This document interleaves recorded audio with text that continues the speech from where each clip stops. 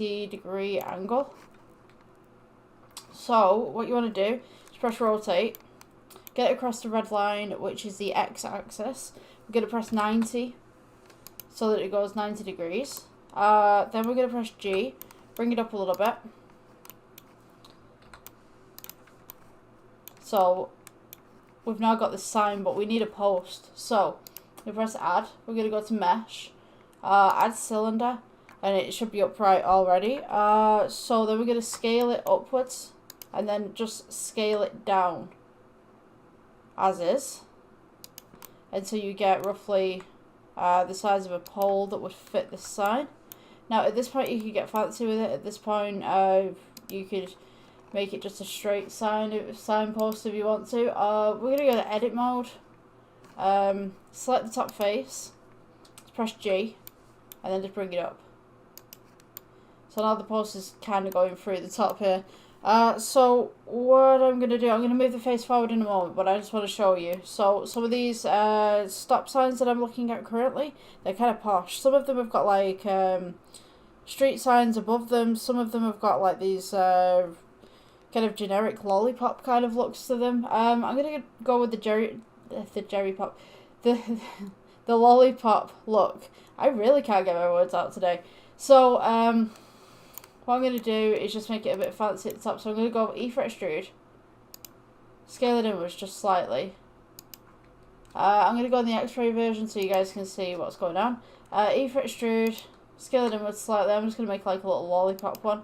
E-fret extrude, and then we're going to go E-fret extrude again. E-fret extrude, scale, S for scale, E-fret extrude, S for scale. Keep it along the same axis. E-fret extrude, S for scale, E-fret extrude, S for scale. Oh, and I can do that. Yeah, S for scale. Right, E-fret extrude, and then we're just going to start scaling inwards. It's just the same motion. E-fret extrude, S for scale, blah blah blah. You get the picture. And then maybe we'll do like a little bit of a posh top on here. Just move this upwards. Just get this out a bit more.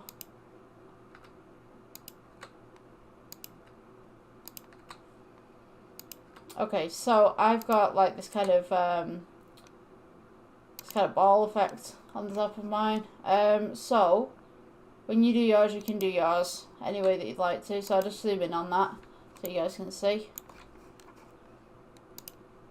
Okay, so you'll notice that there's a lot of vertices here that seem very flat. So what we're going to do, just right click and just shade it smooth. There is a smoother in the mod section if you want it, but I don't particularly like it, to be honest with you. I just like adding more vertices and just making sure that something works. So I'm going to bring this back right now. So we will press G to bring that back. And then I'm just going to press, you know, I'm not going to press S. I was going to elongate it, but it might just ruin the effect. So what I'm going to do, I'm going to bring it up so that it's just sat behind it.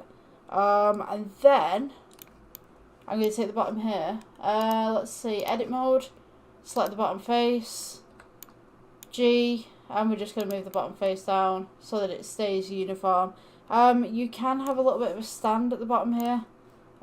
So if you wanted to do that, you just press G, bring it up a little bit. There's no point in making vertices in the middle because then you're going to have to sort everything out at the bottom. You might as well just bring it up and then make your little design. So we've got it like that. I'm just going to split the screen a little bit so you guys can see what I'm doing. Let's press N to get rid of that. Press 1 so it's on its side. Right, so let's see. I'm just going to move it slightly to the side there because obviously my key casting is in the way. Right, yes. So the bottom here, I'm going to want to do a stand with it. So we're going to press E-fret extrude, S to scale, E-fret extrude, S to scale, E-fret extrude. You know how this works now. S to scale, and then we're just going to make it a little bit bigger at the bottom, and then just bring it down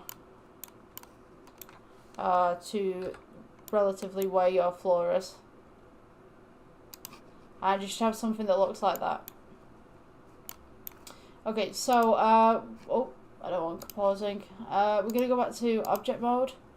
And now we're just going to add the materials to this. Now, I'm going to do a stop sign that's got writing on top of it. I mean, if you want to go into Carita or whatever like that, Carita's a free open source program. It works very similar to major kind of, let's say, shop photo editing software, shall we say.